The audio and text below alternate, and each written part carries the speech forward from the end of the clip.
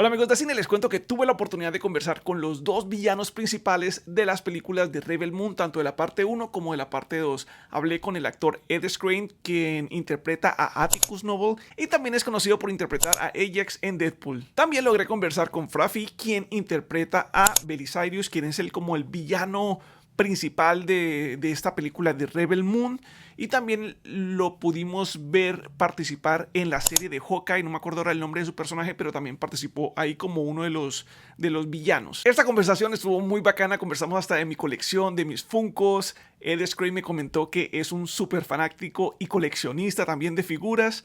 Y también hablamos hasta de Luis Díaz y el Pie Valderrama. Mejor dicho, esta conversación estuvo muy bacana y aquí se las dejo. Hey, Luis, I want to talk about all those toys in the background, man. They look awesome. Yeah, you can take it whatever the one you want. I can send it to you. Yeah, I've got so many toys and figures and dioramas and all of that in my office. So yeah, I love all those toys, man. Which one is your favorite? I got here one that you maybe know, Deadpool. Aye. Yeah. Okay, yeah. And also I have Spider-Man and Wolverine here are like my favorites. Yeah, awesome. Which Wolverine is it? Which outfit is he wearing? It's the classic, the orange one. Yeah. Oh, that's awesome, man. What is that special box I never seen boxes like that before. Yeah, they sell these kind of boxes, these kind of Funkos. Oh, and man. They usually sell the classic ones. I need to up my game, man. Next time I'm at Comic-Con, I'm going to keep an eye open, man. Nice one, dude. Well, thank you for having me here, Ed and Fra. I would like to start by saying that it's an honor to be here talking with you two. I love your villain characters. Atticus is amazing. The way he talks, the way he fights is excellent. And Belisarius is so evil, so despicable that makes you hate him from the beginning. I mean, both interpretations were spectacular. Oh, thank you very much. Thank you, it's a mate. pleasure to talk to you as well, man. Cheers. Well, my first question is for Ed. The final battle between you and Cora on the ship where you are fighting with swords and you are like sliding on the ship was Titanic amazing. scene. And it looks like it was not easy to fight in that condition. How was the experience like filming that scene? You know, like one of the best things about this industry and about this job is like you get to do like completely new things, new experiences. You get to like challenge yourself, and at the beginning you read stuff and you say, how that are we gonna shoot this? And then you go there and they say, we're gonna shoot it like this, and you think, how the am I gonna do this? And then you practice, and then you get there on the day and you think, how the am I gonna do this? And you do it. And that was just crazy. Like, you know, the ambition that we had to shoot at an angle, you know, when we would come in and do rehearsals on the weekend, we would need a crew of like 15 people to just be behind the scenes to help us move the gimbal up and down and to move the angle. Sometimes we would be fighting while it was moving. And so, you know, you'd start to fall more and more. So it was like being a kid, and we were having so much fun. Shout out to Spider, my stunt double, and Mel, Cora's stunt double, who I was dancing with loads, fighting with, fight dancing, my favorite kind of dancing. Yeah, it was a lot of fun. It was really hard, really challenging, but a lot of the time. That's an amazing sequence. Like It is, man. Like you have to be so proud of it. It's super, super cool. I was saying to Ed, it's the Titanic moment of Rebel Moon. You know, just the ship is doing this. Like so awesome. Yeah, it was very good that scene. Well, my next question is for Fra. We haven't seen your character's full potential yet, but for what we could see in part 1 and part 2, we can identify your character is very dangerous. So what do you think is the level of evil of your character, and what can you share with us that maybe we can see in future movies? I mean, talking about the evilness of your character. Yeah. Well, I think the scene in part 2, which fully explains Cora's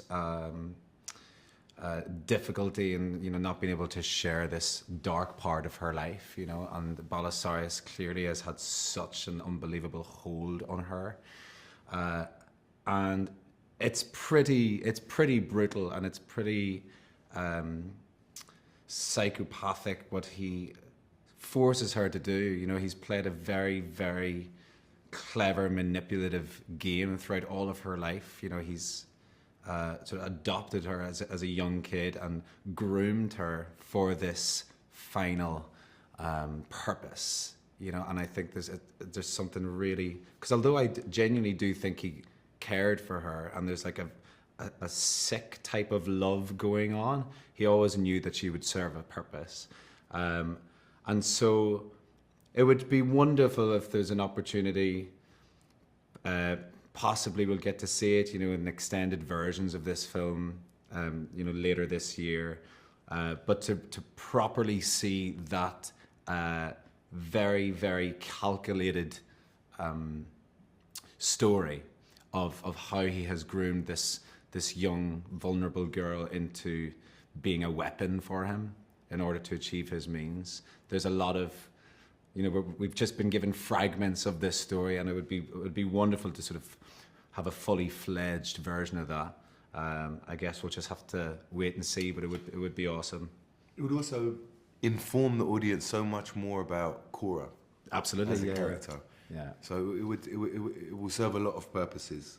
I like ambiguity in storylines. I like not filling in all the blanks all the time, but like I feel like we need to see this. Yeah. Yeah, I'm looking forward to see more about your character and his story. Thank you, It looks amazing. Well, my next couple of questions are for both of you, but I would like to start with Ed. We have two different but powerful villains in this movie. Atticus is very smart, powerful, and is an amazing fighter. On the other side, we have Belisarius that is also smart. He's more strategic and crafty villain. Who do you think is more dangerous between these two characters? I think if you were locked in a room with him, I think Noble is very dangerous. And I don't think there's many people you'd less want to have within, let's say, striking distance. But I think it's clear that Noble's military strategy in part 2 is undermined by his lust for revenge and violence against Cora. Belisarius, I think, is a lot more dangerous from afar, and with his power that he commands, right? Totally. I think it's just how he envisaged his life. You know, he starts off as a soldier, as you see in those flashbacks in part 1, but I think he always has the ambition of being the person who commands in a safe distance, far, far away, keeping his hands relatively clean and allowing other people to do the dirty work. Whereas I suspect Noble actually loves being on the front line and getting his hands dirty and actually seeing the devastation that he causes with his own eyes. You know, he gets a thrill out of that. Belisarius is sort of happy to just for someone to report back, yeah, it's been done. And there's no more conversations to be had. Which in a way is a lot more dangerous. It is. In a way, you know.